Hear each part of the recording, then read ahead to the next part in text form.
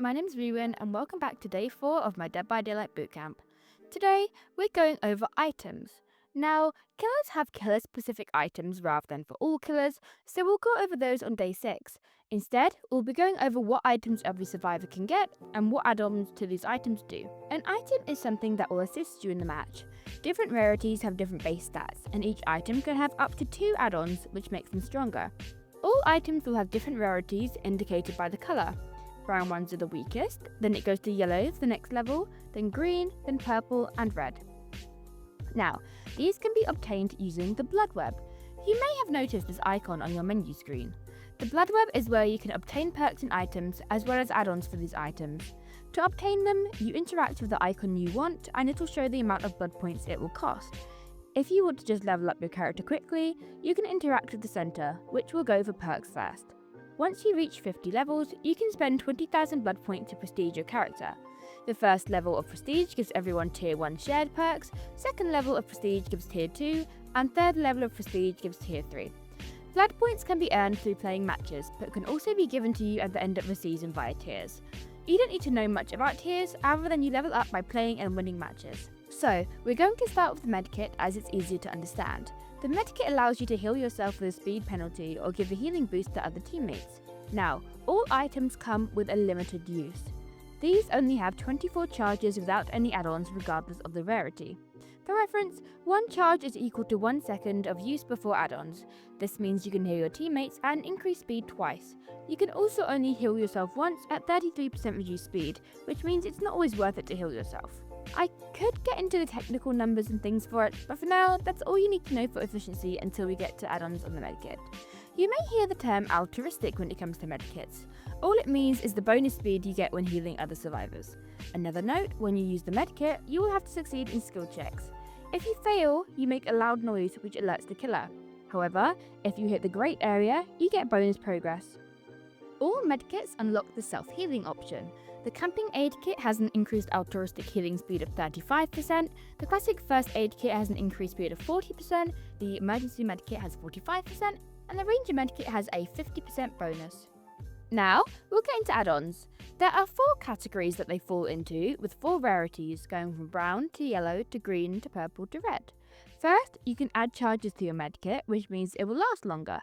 Bandages will add 8 charges to your medkit, Self-Adherent Wrap adds 8 charges as well as a 5% healing speed bonus, Gauze Roll gives you 10 extra charges, and Gel Dressing adds 16 charges, the equivalent of half the medkit standard charges. The second is the healing speed bonus, which increases your base stat of healing speed. Butterfly Tape increases the speed by 5%, Medical Scissors by 10%, Self-Adherent Wrap by 5% with a bonus 8 charges, Abdominal Dressing by 15%, and also the anti-hemorrhaging a syringe, which heals a survivor with just 1 tap after 16 seconds as long as you hit the skill check. Remember, if the survivor is knocked down within those 16 seconds, then the effect is cancelled. The final category affects skill checks. I don't use these as much as they seem less efficient and there is a risk for the reward. For some of them as well, they only increase the skill check area, which is something you get better with in time. The first is Rubber Gloves, which increases your bonus skill check area by 10%. The next is Needle and Thread, which increases the chance of a skill check by 10% and increases the bonus for hitting the Great section by 5%. The Sponge increases the area of the Great skill check section by 20%, and Surgical Suture increases the odds of a skill check by 50% and increases the bonus by 10%. The only one that does not fit these categories is the Stypic Agent. For this one, if you press the second ability button, you give whoever you are healing the endurance status effect. This means that for 5 seconds, the survivor will not take damage from being hit. For medkit, I personally use items that give extra charges, as well as items that give a faster healing speed. However, the combination you use is up to you and your playstyle. Now you understand what they do, you can start to get an idea. The next items we're going to look at is flashlights. Flashlights are good for a chase, as you can temporarily blind the killer if you aim at their eyes, or just slightly below their head, for a few seconds. The killer will be unable to lunge and will be completely blinded for approximately 2 seconds before add-ons. If you successfully blind the killer whilst they are holding a survivor, they will drop the survivor and be stunned for a moment. However, it is easy for the killer to avoid it by simply turning their head away. For flashlights, there are 3 rarities. The first flashlight is yellow. You can use the flashlight for 8 seconds and it has a standard base stats, meaning its distance and width are not the best. The next is the sports flashlight. This flashlight also runs for up to 8 seconds but has an increased aim accuracy of 20%, meaning it's more likely to hit the killer's eyes. It also has a reduced depletion rate of 11%, meaning any extra battery added lasts longer. Finally, you have the utility flashlight. This flashlight lasts for 12 seconds. It has an increased beam brightness of 30%, which means the killer's view is obstructed more by a higher brightness even before being blinded.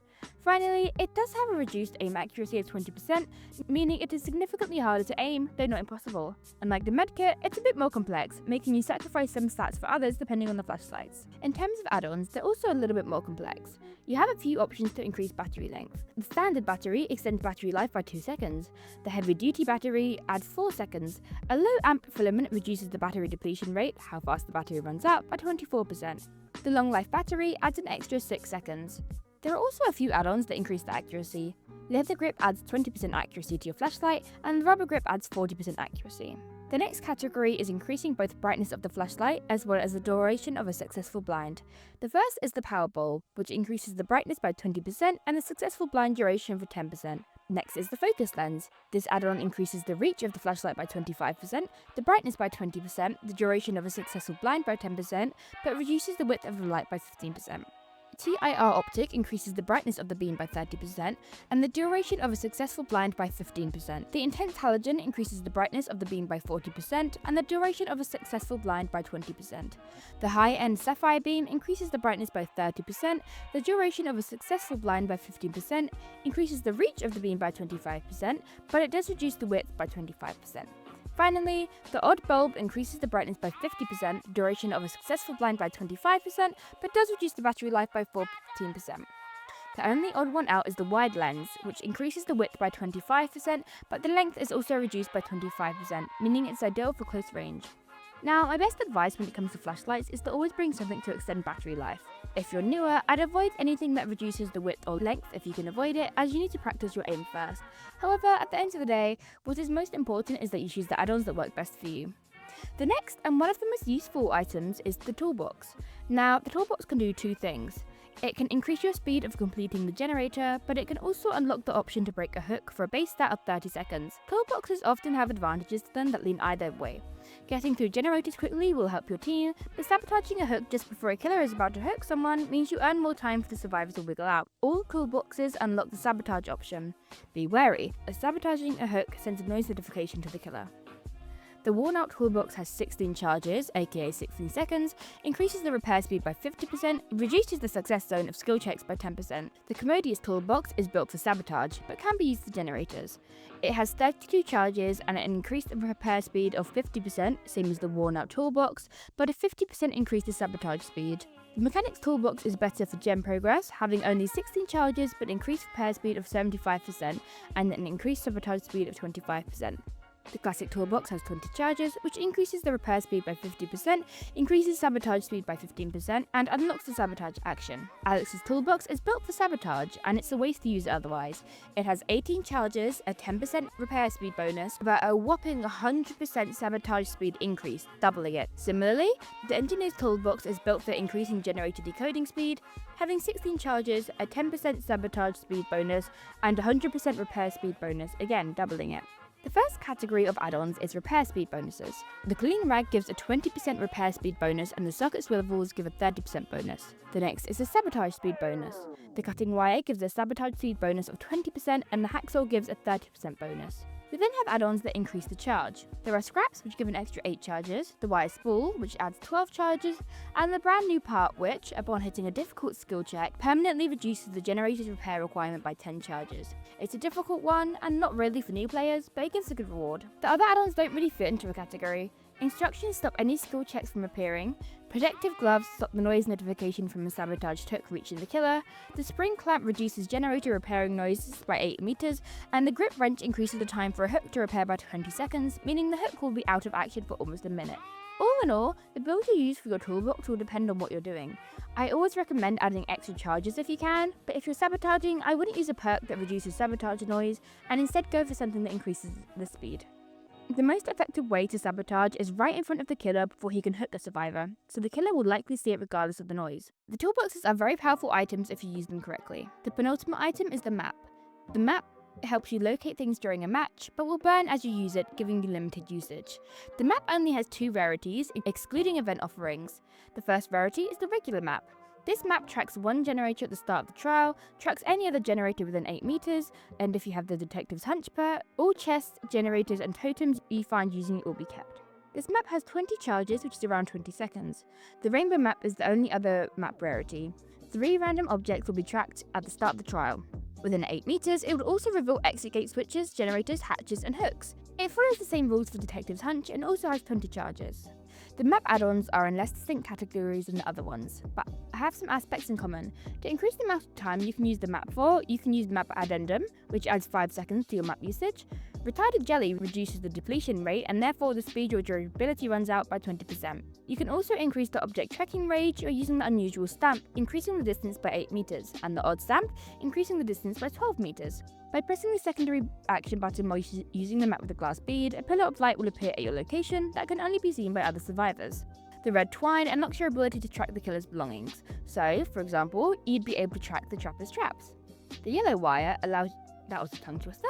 The yellow wire allows you to track the exit gates. The black silk cord allows you to track the hatch, which can be very helpful in late game as finding the hatch before the killer can close it is crucial. When it comes to the map, I think it can be good to help you learn where things are as a beginner. However, the more you play the game, it's not as useful as other items. The best add-ons are probably the ones that add durability and the hatch tracking too. The final item that we're going to look at is keys. Keys reveal the aura of items depending on the add-ons and potentially allow the hatch to open. This key is only really useful for late game if the killer has already closed the hatch, or for tracking the killer or other survivors, which often isn't useful if you have other aura reading perks. Regardless, we'll go through them. The broken key only has the ability to read auras depending on its add-ons for 10 seconds. It cannot open the hatch. The dull key activates the aura reading ability for 5 seconds and can open the hatch if it still has some charge left. Finally, the skeleton key can reveal auras for 30 seconds and open the hatch again if the key isn't depleted. In terms of add-ons, there are, again, a few categories. For one, some add-ons increase the time you can use the key. The prayer rope adds 10 seconds of use, and the prayer beads increase it by 15 seconds. The next add-ons decide what is revealed by your aura reading abilities. Eroded token reveals the aura of survivor within 24 meters of you. The gold token lets you see survivors within 48 meters. The blood amber lets you see killers within 24 meters, but it increases your depletion speed by 100%, doubling it. The unique wedding ring lets you see the aura of the obsession, who's being pursued can often give the killer bonuses, is revealed to you at all times, regardless if you are using the key or not. It also reduces your chance of being the obsession at the start by 100%. Finally, the add-ons are the Scratched Pearl, which adds an extra 12 meters of aura reading ability, the Milky Glass, which is used up instead of the key when it comes to opening a hatch, and the Weaved Ring, which lets you keep the key after death. When it comes to keys, it's kind of hard to decide which add-ons are best, as for example, certain killers make it more desirable to know who the obsession is. At the end of the day, it's probably the most useless of the items, except for specific circumstances, so I would personally not use it if you're a starter and have those specific strategies to run it on. In conclusion, there is a wide range of items and add-ons that you can use for the trial, and a good rule of thumb is to always add more charges. It will rely on your playstyle which you choose, but a good one is the medkit or the toolbox, specifically the generator speed, for you to get used to the game. And that's it for day 4. Join me tomorrow as we finally start looking at the best survivor builds for newbies.